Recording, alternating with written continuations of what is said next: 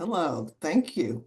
Um, this has so far been such a great and fun event, and I'm really loving and learning from seeing how the well-being design is crossing over in so many different sectors. And it's good to see everyone, old friends and new friends, so that's really nice too. Um, as many of you know, I've spent many years working with the Missouri Division of Youth Services, and the success moment I want to talk about comes from my work there with the FFI. I would be totally remiss if I didn't mention Jennifer Brewer, who was here too as a champion. She was very critical and working with our system to implement or strengthen our system through a well-being design, as well as Katya and Lotus with FFI. Um, so who came in and helped us think about how we do transition in our treatment planning.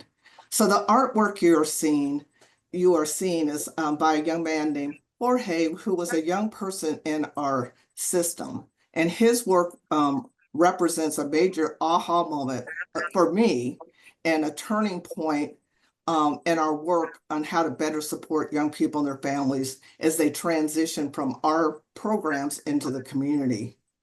While we had always been working on supporting our young people and family, we really wanted to enhance what we did with the young people as they left our system.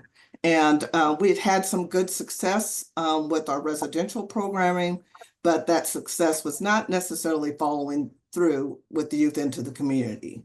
So towards that end, we worked together with our regions and full frame and our staff to use that well-being framework in something we call community integration conferences that happened across the state. And at these community integration conferences, we invited our key partners, our allies, our community-based services.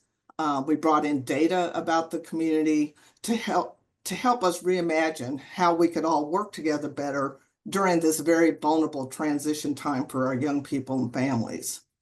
One of our regions included included the youth by creating a poster contest that the youth could enter on the theme Building Bridges to a Shared Vision.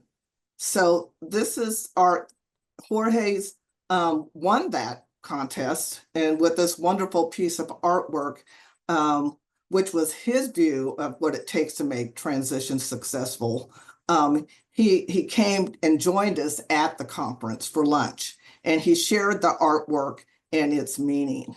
And for me, it was one of the top moments of our conferences, where through this young man's artwork, we got a very layered and deeper understanding of the process from our youth perspective.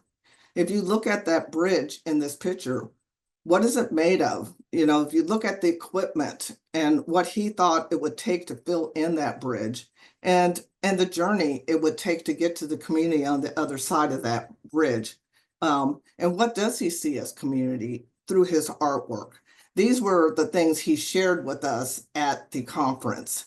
And all of these for us then become clues to help us um, support young people through this transition, through this bridge to community. And I'm sure in some ways this picture speaks for many of our youth in our system trying to make that transition home.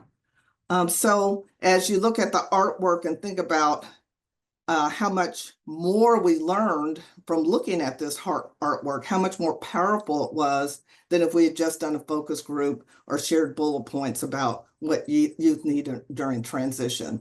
So when looking at a well-being perspective, this has a design framework. This has many components of it. It talks about the integration of art and what we do. It talks about connecting with communities and those social connections.